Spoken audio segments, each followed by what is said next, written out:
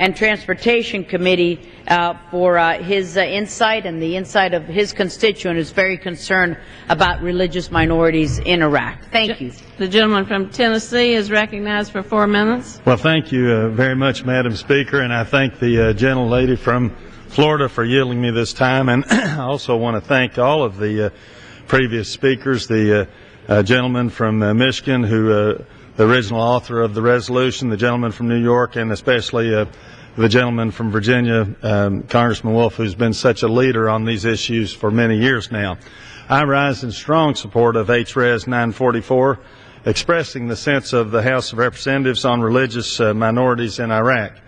While this bill calls attention to various religious minorities in Iraq that are victims of acts of violence and religious persecution, one group that is extremely vulnerable, especially vulnerable, are the Iraqi Christians.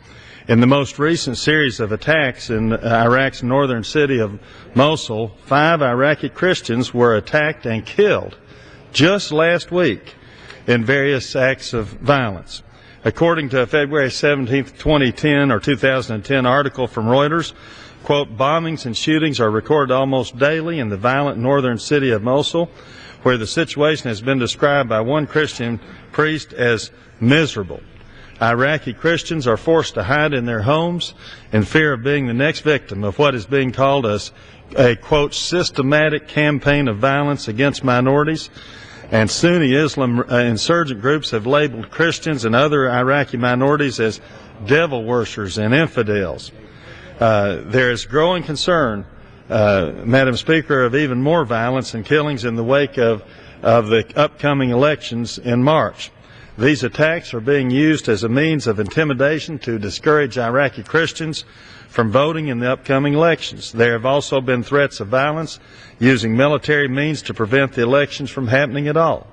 I first spoke out against violence against Christians in Iraq last year when one of my constituents and a native of Iraq, Susan Dakic, brought to my attention the escalation of violence against this particular religious group. I also met recently, a few weeks ago, with a member of the Iraqi parliament, Yomadam Khanin, recently to discuss this ongoing persecution of Iraqi Christians.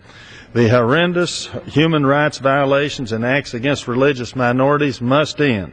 The United States should do as much as possible to help stop the discrimination against and persecution of the Christian community in Iraq, and this resolution will be a meaningful step in that direction.